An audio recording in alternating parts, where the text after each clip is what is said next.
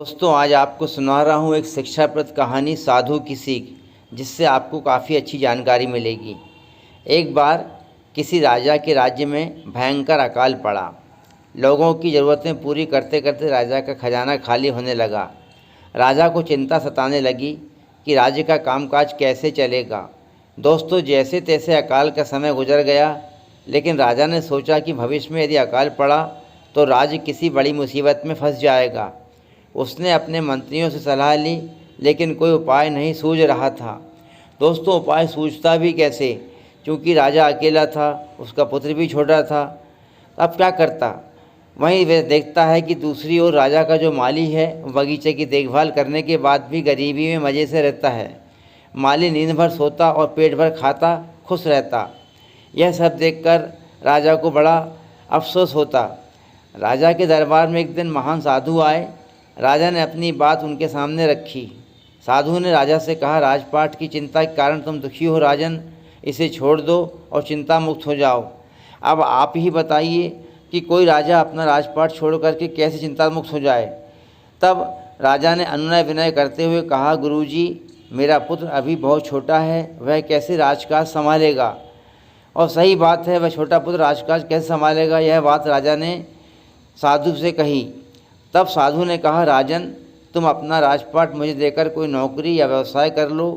राजा उसके लिए तैयार हो गया। राजा ने सोचा, चिंता कर घुट घुट कर मरने से बेहतर है कहीं नौकरी कर ली जाए और नौकरी करके अपना जीवन यापन किया जाए, जिससे कम से कम बाकी बची लाइफ अच्छी निकल जाएगी। यह सोचते हुए राजा ने नौकरी करने की बात साधु से कही। तब साधु ने कहा, राजन, यह राजपाट अब मेरा है, अतः तुम मेरा राजपाट अच्छी तरह से संभाल लो। तुम इसे नौकरी समझना, इस पर तुम्हारा कोई अधिकार नहीं होगा। दोस्तों, साधु ने जब इतनी बात कही तो ये कोई बहुत बड़ी बात नहीं थी, लेकिन राजा के लिए बहुत बड़ी बात थी, उपयोगी बात थी। इसलिए राजा ने इस बात को खुशी खुशी स्वीकार कर लिया। अब राजा को रात भर अच्छी नींद आती, वह भरपेट भोजन करता। इस तरह से राजा का जीवन खुशहाल हो गया। कुछ दिनों के बाद फिर से साधु दरबार में पधारे। उन्होंने राजा से कहा, अब तुम्हारे क्या हाल चाल है। राजा के हाल चाल लेना उनके लिए आवश्यक था, क्योंकि बहुत दिनों से वे राजा से नहीं मिले थे। तब राजा ने बताया, गुरुजी, मुझे भरपूर नींद आ रही है तथा भूख भी अच्छी लगती है। अब मैं सुखी हो गया हूँ। मुझे कृपया यह बताइए कि पहले भी मैं यही कार्य करता था, लेकिन तब मैं चिंता में डूबा रहता था, भूख प्यास गायब हो जाती थी, यह सब स्थिति मेरी बनी रहती थी। तब साधु ने हंसते हुए कहा, राजन, तब तुम काम को बोझ मान लेते थे, इसलिए उस बोझ के तले तुम दब गए थे।